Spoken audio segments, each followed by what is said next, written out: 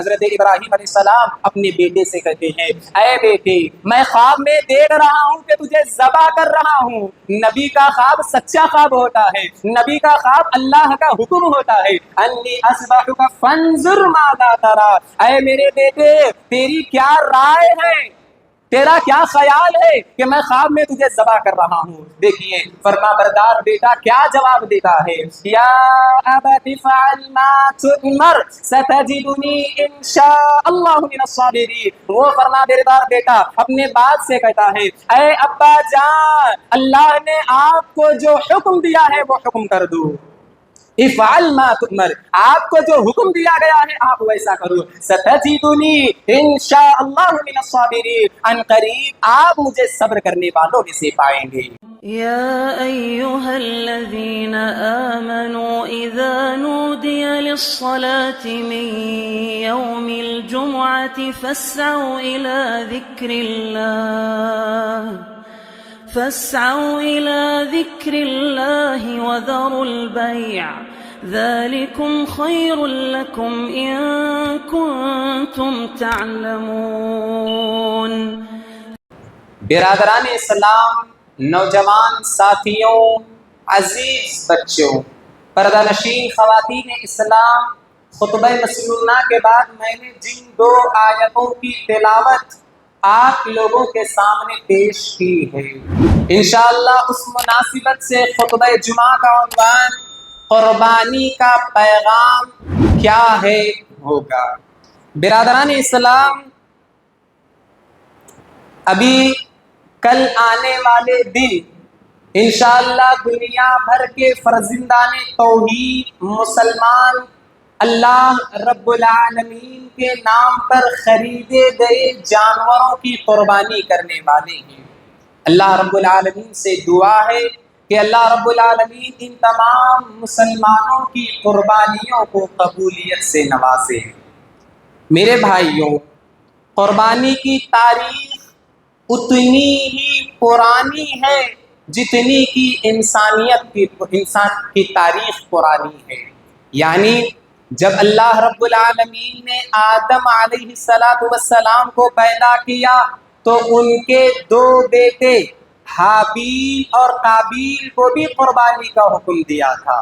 قربانی کا حکم صرف ہمیں ہی نہیں ہے بلکہ جب سے انسانی تاریخ ہے، جب سے اللہ نے انسان کو پیدا کیا ہے تب سے اللہ رب العالمین نے قربانی کا حکم دیا ہے۔ ہاں یہ الگ بات ہے کہ ان کی قربانیوں کا طریقہ الگ تھا اور ہماری قربانیوں کا طریقہ الگ ہے۔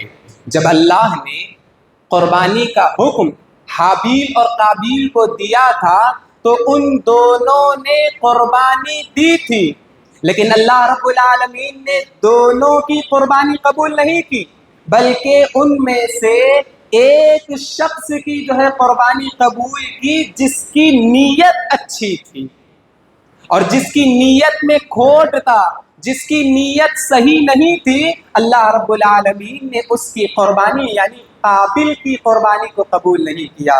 اللہ رب العالمین نے ذکر کرتے ہوئے کہا اذ قربا قربانا فتقبل من احدهما ولم يتقبل من الاخر۔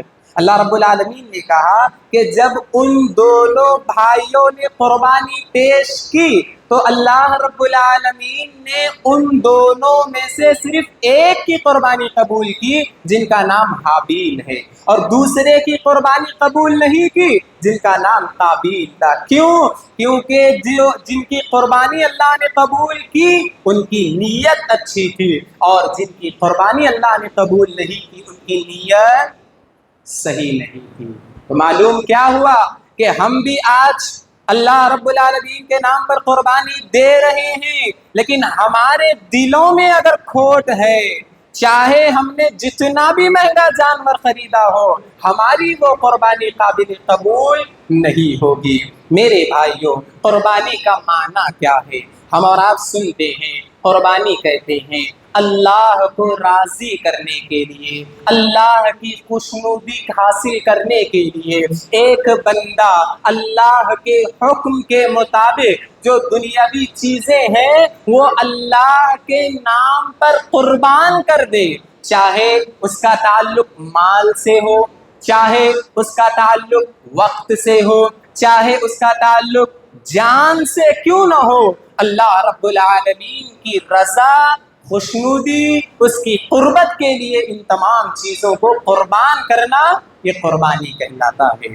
میرے بھائیوں، جیسا کہ میں نے کہا قربانی یہ زمانے قدیم سے چلتے آ رہی ہے اور شریعت اسلامیہ نے بھی اس کو باقی رکھا ہے، لیکن پچھلے دنوں جو قربانی میں شرک ملی ہوئی تھی اس شرک کے کاموں کو پاک کر کے اس قربانی کو باقی رکھا گیا ہے۔ ہم اور آپ پڑھتے ہیں کہ اللہ کے نبی صلی اللہ علیہ وسلم آنے سے پہلے مکہ کے لوگ کن کے نام پر جانوروں کو ذبح کرتے تھے، کن کے نام کی قربانیاں دیتے تھے؟ غیر اللہ کے نام پر۔ وہاں جو جن کی وہ عبادتیں کیا کرتے تھے، جن کو وہ سجدہ کیا کرتے تھے، جن کے وسیلے سے دعائیں کیا کرتے تھے، جن کو پکارا کرتے تھے، ان کے نام پر جانوروں کو ذبح کرتے تھے۔ لہذا اللہ رب العالمین نے ان تمام مشرکانہ کاموں سے پاک کر کے شریعت میں جو ہے قربانی کو باقی رکھا ہے۔ میرے بھائیوں، اللہ رب العالمین نے قرآن مجید میں ذکر کرتے ہوئے کہا وَلِكُلِّ أُمَّةٍ جَعَلْنَا مَنسَكًا لِيَذْكُرَ اسْمَ اللَّهِ، اور اسی طرح ہم نے ہر امت کے لیے قربانی رکھی تھی تاکہ لوگ اس پر اللہ کا نام لیں۔ کس کا نام لے؟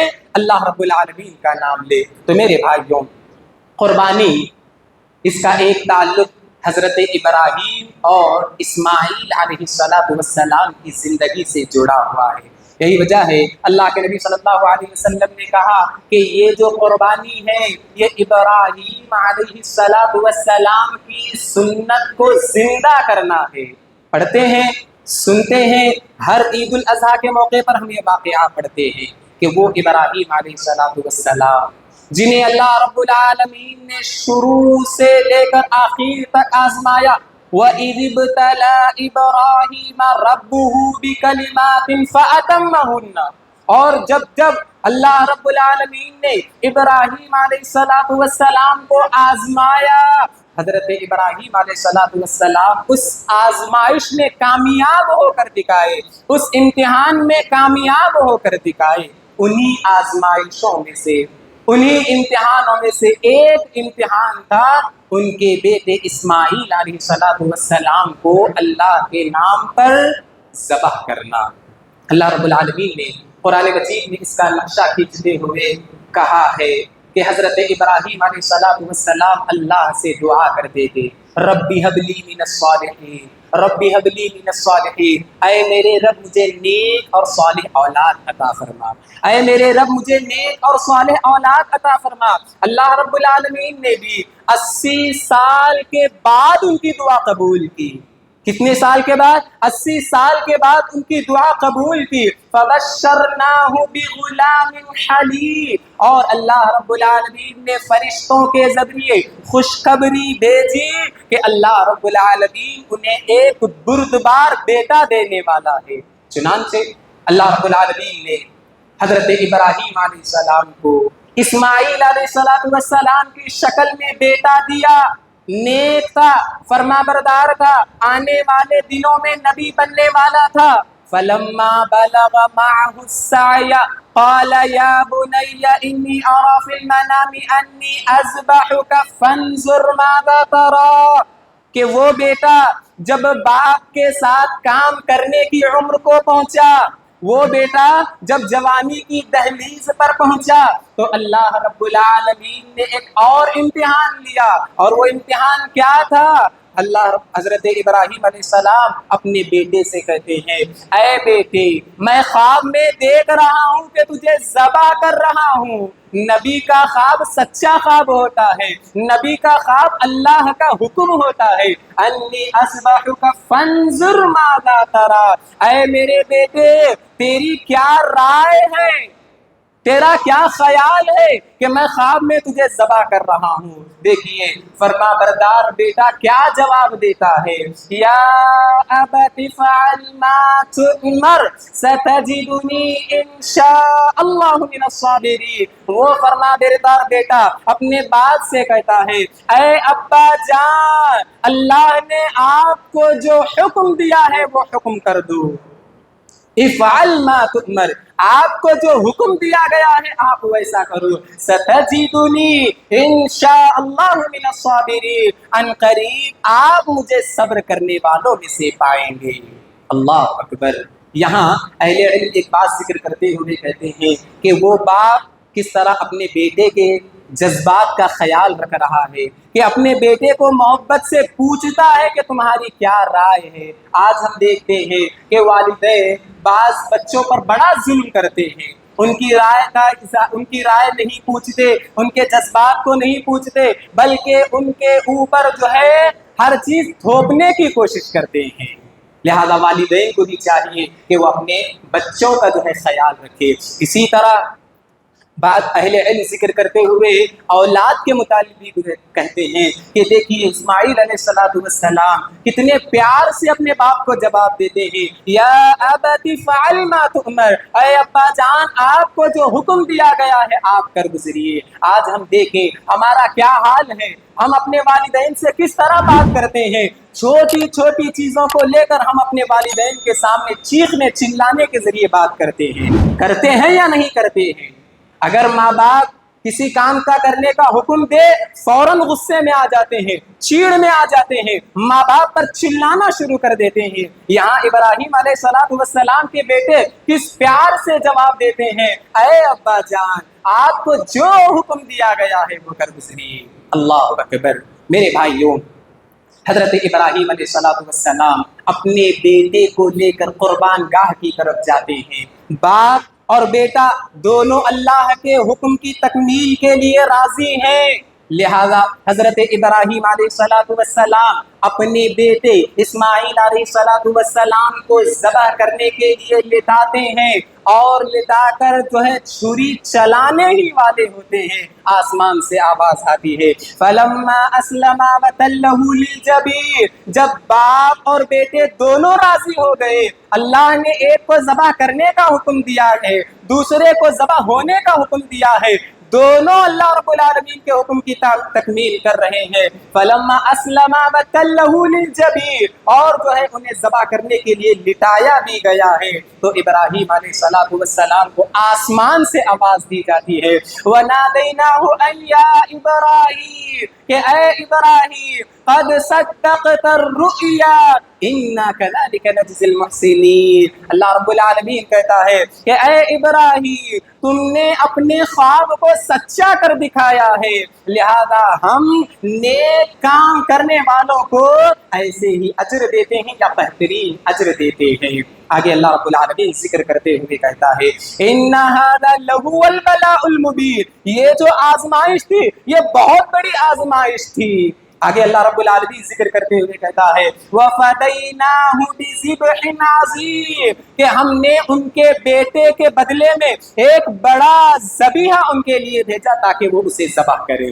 لہذا حضرت ابراہیم علیہ السلام اسماعیل علیہ السلام کو ذبح کرنے ہی والے تھے کہ ایک دمبا اللہ نے جو ہے نازل کیا، تو حضرت ابراہیم علیہ السلام نے دمبے کو ذبح کر دیا۔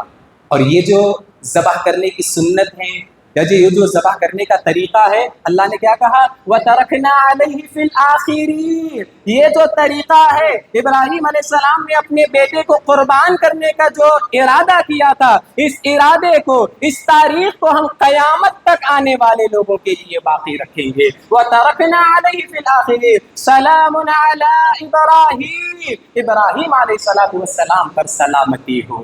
تو میرے بھائیوں، میں اس واقعے کو ذکر کرنا اس لیے چاہ رہا تھا تاکہ آپ کو یہ بتاؤں کہ یہ جو ہم قربانی کر رہے ہیں یہ ابراہیم علیہ السلام کی ایک سنت ہے۔ لہذا اللہ رب العالمین ہمیں جتنی بڑی آزمائش دیتا ہے اتنا ہی بڑا انعام بھی اللہ رب العالمین ہمیں دیتا ہے، بشرطے کہ صبر کرنا ہے۔ اللہ رب العالمین کی اس آزمائش اور اس امتحان میں کامیاب ہونے کی کوشش کرنا ہے۔ پیچھے نہیں ہٹنا ہے۔ آپ دیکھیں ابراہیم علیہ السلام نے اپنے بیٹے تک کو قربان کرنے کے لیے تیار ہو گئے، اللہ نے کتنا بڑا انعام دیا۔ قیامت تک آنے والا ہر مسلمان ان کو یاد کرتا ہے کہ وہ اپنے بیٹے کو اللہ رب العالمین کے لیے ذبح کر رہے تھے۔ تو بہرحال میرے بھائیوں، یہ جو ہے مقدمے کی باتیں تھی، اصل میرا موضوع تھا وہ تھا قربانی کا پیغام کیا ہے۔ الحمدللہ ہم میں سے اکثر مسلمان کوئی جو ہے گائے خریدا ہے، کوئی بیل خریدا ہے، کوئی بکرا بکری دمبا وغیرہ خریدا ہے، انشاءاللہ کل آنے والے دن اسے اللہ کے نام پر ذبح بھی کریں گے۔ لیکن کیا کبھی ہم نے غور کیا ہے کہ یہ قربانی ہمیں کیا پیغام دیتی ہے، یہ قربانی ہمیں کیا سبق دے رہی ہے، یہ اس قربانی سے ہماری کیا تربیت ہوتی ہے؟ کیا کبھی ہم نے غور کیا ہے؟ غور نہیں کیا۔ اگر غور کرتے تو ہمارے ایسے حالات نہیں ہوتے جیسے آج کے۔ ہم نے قربانی کا مطلب کیا سمجھا ہے کہ بہترین جانور خریدیں اور دوسروں کو پوچھیں کہ دیکھو میرا جانور کتنا موٹا ہے، 1 نمبر جانور ہے، دیکھو میرا جانور کتنا بڑا ہے، اس کے اندر 15 کلو گوشت آئے گا، اس کے اندر 20 کلو گوشت آئے گا، اس کو میں فلاں فلاں کے پاس جو ہے لے جا کر دوں گا۔ قربانی کا مطلب ہم نے صرف یہی سمجھ لیا ہے۔ میرے بھائیوں، اہل علم ذکر کرتے ہوئے کہتے ہیں قربانی کا اصل پیغام، قربانی کا اصل درس یہ نہیں ہے، بلکہ کیا ہے؟ آئیے چند نکات کی روشنی میں آپ کے سامنے ذکر کرتا چلوں۔ سب سے پہلا جو سبق ہے یا قربانی جو ہمیں پیغام دیتی ہے، وہ پیغام یہ ہے کہ اللہ رب العالمین کے نام کو بلند کیا جائے، اور جس جانور کو بھی ذبح کیا جائے اس پر اللہ رب العالمین کا نام لیا جائے۔ جیسا کہ اللہ رب العالمین قرآن مجید میں ذکر کرتے ہوئے کہتا ہے وَيَذْكُرُ اسْمَ اللَّهِ فِي أَيَّامٍ مَّعْلُومَاتٍ عَلَىٰ مَا رَزَقَهُم مِّن بَهِيمَةِ الْأَنْعَامِ، اور یہ جو ایام معلومات ہیں یعنی ذی الحجہ کے ایام ہیں، ان ایام میں تم اللہ رب العالمین کا نام بلند کرو، اور جو بہیمۃ الانعام جانور ہیں، جو اونٹ ہے، اونٹنی ہے، گائے ہے، بیل ہے، بکرا ہے، بکری ہے، دمبا ہے، دمبی ہے، ان جانوروں پر تم اللہ کا نام لے کر ذبح کرو۔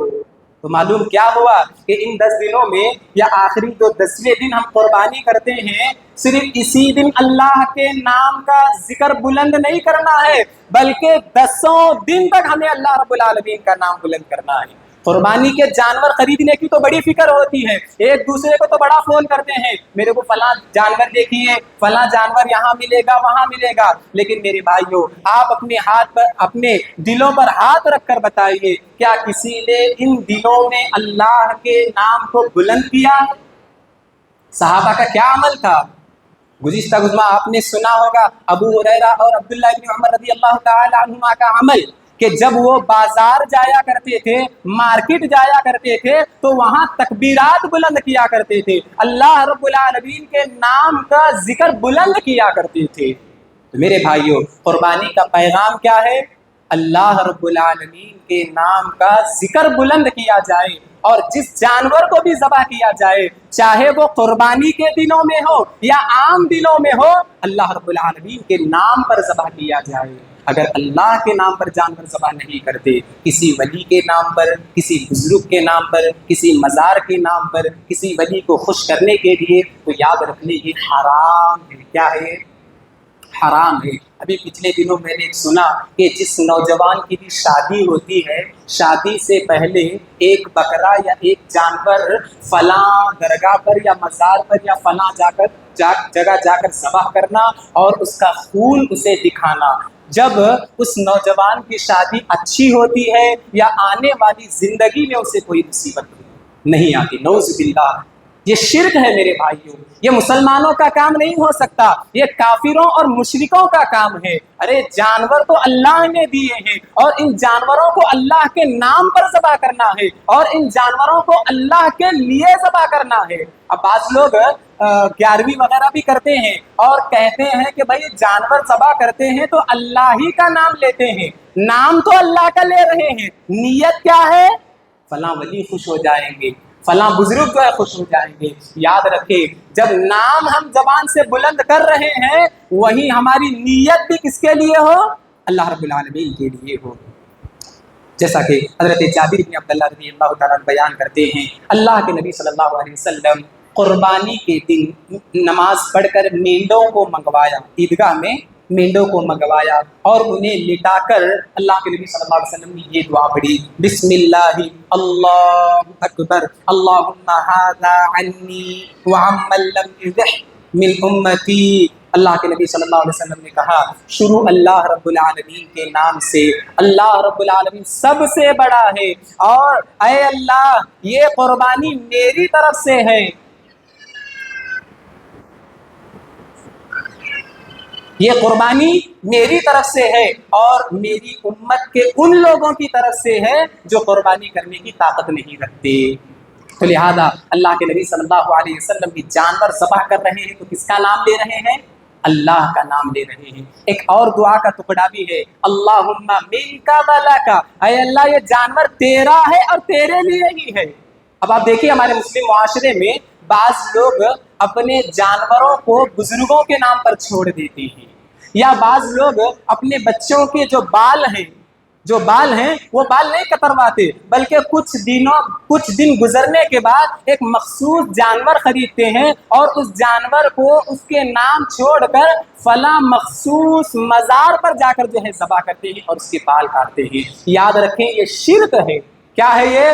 شرک ہے، جسے اللہ رب العالمین ہرگز قبول کرنے والا نہیں ہے۔ اور اگر کوئی آدمی ایسے جانور کا گوشت کھاتا ہے تو وہ حرام گوشت کھا رہا ہے۔ کیوں؟ اللہ رب العالمین نے کہا فَكُلُوا مِمَّا ذُكِرَ اسْمُ اللَّهِ عَلَيْهِ، تم ان جانوروں کا گوشت کھاؤ جن پر اللہ کا نام پڑا گیا ہے، وَلَا تَأْكُلُوا مِمَّا ذُكِرَ اسْمُ اللَّهِ عَلَيْهِ، اور ان جانوروں کا گوشت نہ کھاؤ جس پر اللہ کا نام نہیں لیا گیا ہے۔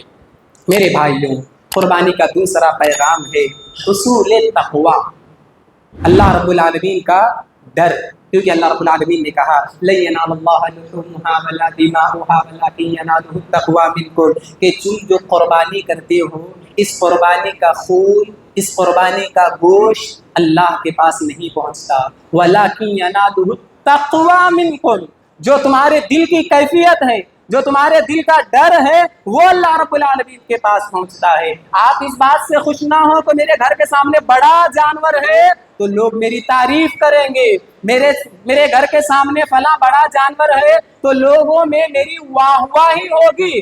آپ اس بات سے خوش نہ ہو، اس لیے کہ اللہ رب العالمین کے پاس نہ اس کا خون جاتا ہے نہ اس کا گوشت جاتا ہے، بلکہ تمہارے دل کی کیفیت جو ہے اللہ رب العالمین کے پاس جاتی ہے۔ اسی طرح اللہ کے نبی صلی اللہ علیہ وسلم نے فرمایا ان اللہ لا ينظر الى صورکم واموالکم ولکن ينظر الى قلوبکم واعمالکم، بے شک اللہ رب العالمین تمہاری صورتوں کو نہیں دیکھتا، اللہ تمہارے مالوں کو نہیں دیکھتا، بلکہ اللہ تمہارے دلوں کو دیکھتا ہے اور تمہارے اعمال کو دیکھتا ہے کہ تم اللہ کے لیے کر رہے ہو یا لوگوں کے دکھاوے کے لیے کر رہے ہو۔ میرے بھائیوں، معلوم کیا ہوا؟ قربانی کا دوسرا پیغام تقوی کا حصول ہے کہ ہم قربانی تو کر رہے ہیں لیکن اللہ کا ڈر ہمارے دل میں نہیں آ رہا ہے تو ہماری اس قربانی کا کوئی فائدہ نہیں ہے۔ قربانی کا تیسرا پیغام کیا ہے؟ اخلاص وللہ ہے، جانور جو ذبح کر رہے ہیں اللہ کو خوش کرنے کے لیے، لوگوں کے دکھاوے کے لیے نہیں۔ کیوں؟ اللہ رب العالمین نے کہا قل ان صلاتی ونسکی ومحیایا ومماتی للہ رب العالمین، اے نبی صلی اللہ علیہ وسلم آپ کہہ دیجیے میری نماز، میری قربانی، میرا جینا، میرا مرنا سب اللہ رب العالمین کے لیے ہے۔ جب ہم یہ آیت پڑھ رہے ہیں، جب ہم یہ دعویٰ کر رہے ہیں میری قربانی اللہ کے لیے ہو، لیکن ہم تو یہاں دکھاوا کر رہے ہیں، ہمارے دلوں میں تو اخلاص ہے ہی نہیں۔ لہذا ہم اگر قربانی کر رہے ہیں تو قربانی سے یہ پیغام لے کہ ہمارے دلوں میں خالص یہ عمل اللہ رب العالمین کے لیے ہو۔ میرے بھائیوں، صرف یہ پیغامات میں اشارات کی روشنی میں بتا رہا ہوں، ایک اور پیغام ہمیں یہ ملتا ہے اتباع سنت کا پیغام، نبی اکرم صلی اللہ علیہ وسلم کے بتائے ہوئے طریقے پر عمل کرنے کا پیغام۔ کیسے؟ جندب بن سفیان رضی اللہ تعالیٰ عنہ بیان کرتے ہیں کہ ہم عید کی نماز پڑھ کر نکلے اپنے جانوروں کو ذبح کرنے کے لیے، تو ہم نے دیکھا کہ بعض لوگ اپنے جانوروں کو پہلے ہی سے ذبح کر دیے، یعنی انہوں نے نماز نہیں پڑھی، پہلے ہی سے ان کے جانور جو ہے ذبح کیے ہوئے ہیں۔ اللہ کے نبی صلی اللہ علیہ وسلم نے پوچھا کیا تم نماز سے پہلے ان جانوروں کو ذبح کیے ہو؟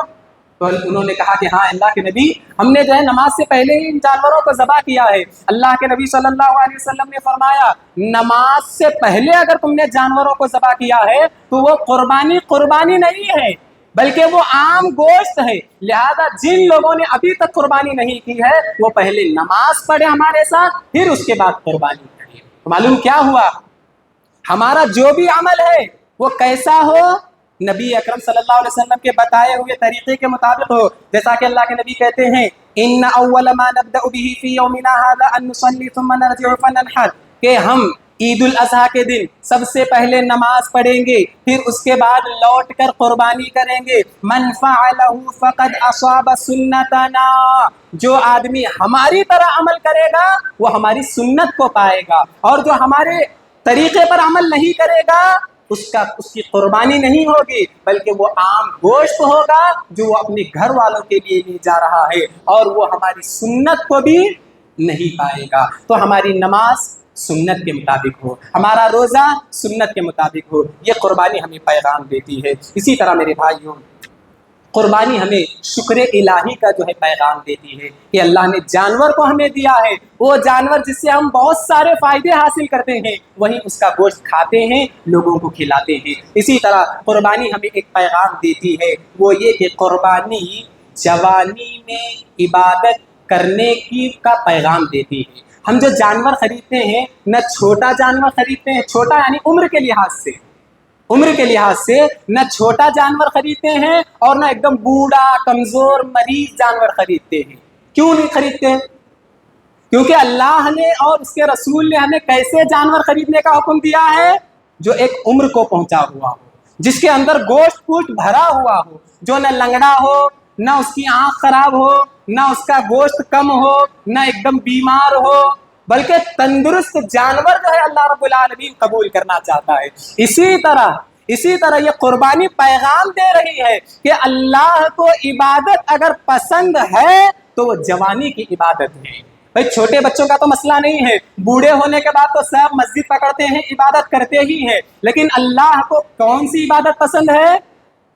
جوانی کی عبادت پسند ہے، جو یہ ہمیں قربانی پیغام دیتی ہے۔ اسی طرح اور بھی بعض پیغامات ہیں، انشاءاللہ عید کے دن جو ہے آپ کے سامنے پیش کروں گا۔ آخر میں اللہ رب العالمین سے دعا ہے کہ اللہ رب العالمین ہم تمام کو قربانی سے ملنے والے سبق، قربانی سے ملنے والے دروس کو حاصل کرنے اور اس پر عمل کرنے کی توفیق دے، آمین۔